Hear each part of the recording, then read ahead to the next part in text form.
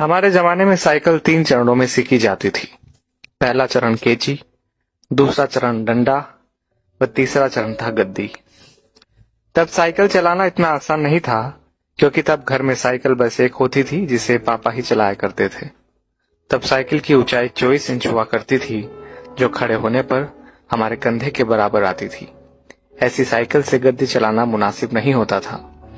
केची वो कला होती थी जहां हम साइकिल के फ्रेम में बने त्रिकोण के बीच घुसकर दोनों पैरों को दोनों पेंडल पर रखकर चलाते थे, और जब हम ऐसे चलाते थे तो अपना सीना तान कर टेढ़ा होकर हैंडल के पीछे से चेहरा बाहर निकाल लेते थे और टिन टिन करके घंटी इसलिए बजाते थे ताकि लोग बाग देख सके कि लड़का साइकिल दौड़ा रहा है। आज की पीढ़ी इस एडवेंचर से महरूम है। उन्हें नहीं पता कि 8-10 साल की उम्र में 24 इंच की साइकिल चलाना जहाज उड़ाने जैसा होता था। हमने ना जाने कितनी दफा अपने घुटने और मुंह तोड़वाए थे, और गजब की बात तो यह है कि तब दर्द भी नहीं होता था। गिरने के बाद चारों तरफ देखकर चुपचाप खड़े हो जाते थे, अपना निक्कर पोंछते हुए। अब तकनीकी ने बहुत तरक्की कर ली है। 5 साल के होते ही बच्चे साइकिल चलाने लगते हैं, वो भी बिना गिरे। 2-2 फीट की साइकिल आ गई है, और अमीरों के बच्चे तो अब सीधे गाड़ी चलाते हैं। छोटी छोटी बाइक उपलब्ध है बाजार में। मगर आज के बच्चे कभी नहीं समझ पाएंगे कि उस छोटी सी उम्र में बड़ी साइकिल पर संतुलन बनाना जीवन की पहली सीख होती थी, जिम्मेदारियों की पहली कड़ी होती थी, जहां आपको यह जिम्मेदारी दे दी जाती थी कि अब आप गेहूं पिसाने लायक हो गए हैं।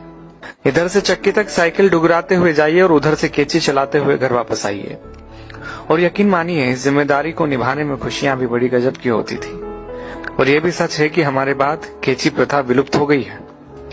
हम लोग ही दुनिया की आखिरी पीढ़ी है जिसने साइकिल चलाना 3 चरणों में सीखा था। हम वो आखिरी पीढ़ी है जिन्होंने कई बार मिट्टी के घरों में बैठकर परियों और राजाओं की कहानी सुनी, जमीन पर बैठकर खाना खाया, प्लेट में चाय पी है। हम वो आखिरी लोग हैं जिन्होंने बचपन में मोहल्ले में मैदानों में अपने दोस्तों के साथ परंपरागत खेल, गिल्ली डंडा, लुका छुपी, खो खो, कबड्डी, कंचे जैसे खेल खेले हैं। हम वो आखिरी पीढ़ी के लोग हैं जिन्होंने कम या बल्ब की पीली रोशनी में होमवर्क किया है और नोवेल पढ़े हैं। हम उसी पीढ़ी के लोग हैं जिन्होंने अपनों के लिए अपने जज्बात खतों में आदान प्रदान किए हैं। हम वो आखिरी पीढ़ी के लोग हैं जिन्होंने कूलर, एसी व हीटर के बिना ही बचपन गुजारा है। हम वो आखिरी पीढ़ी के लोग हैं जो अक्सर अपने छोटे बालों में सरसों का ज्यादा तेल लगाकर स्कूल और शादियों में जाया करते थे। हम वो आखिरी पीढ़ी के लोग हैं जिन्होंने स्याही वाली दवात या पेन से कॉपी, किताबें, कपड़े और हाथ काले नीले किए हैं। हम वो आखिरी लोग हैं जिन्होंने टीचर से खूब मार खाई है। हम वो आखिरी लोग हैं जो मोहल्लों के बुजुर्गों को दूर से देखकर नुक्कड़ से भागकर घर आ जाया करते थे। हम वो आखिरी लोग हैं जिन्होंने गोदरेज सोप की गोल डिबिया से साबुन लगाकर शेव बनाई है, जिन्होंने गुड़ की चाय पी है, काफी समय तक सुबह काला या लाल दंत मंजन या सफेद टूथ पाउडर इस्तेमाल किया है।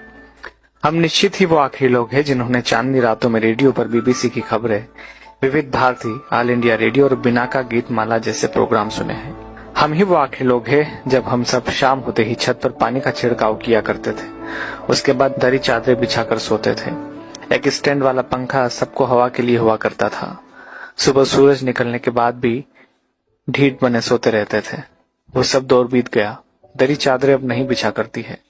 डब्बों जैसे कमरों में कूलर, एसी के सामने रात होती है, दिन गुजरते हैं। हम वो आखिरी पीढ़ी के लोग हैं जिन्होंने वो खूबसूरत रिश्तों और उनकी मिठास बांटने वाले लोग देखे हैं जो लगातार कम होते चले गए। अब तो लोग जितना पढ़ लिख रहे हैं उतना ही खुदगर्जी, अनिश्चितता, अकेलेपन व निराशा में खोते जा रहे हैं। हम ही वो खुशनसीब लोग हैं जिन्होंने रिश्तों की मिठास महसूस की है। हम एकमात्र वह पीढ़ी है जिसने अपने माँ बाप की बात हमेशा मानी है और बच्चों की भी मान रहे हैं।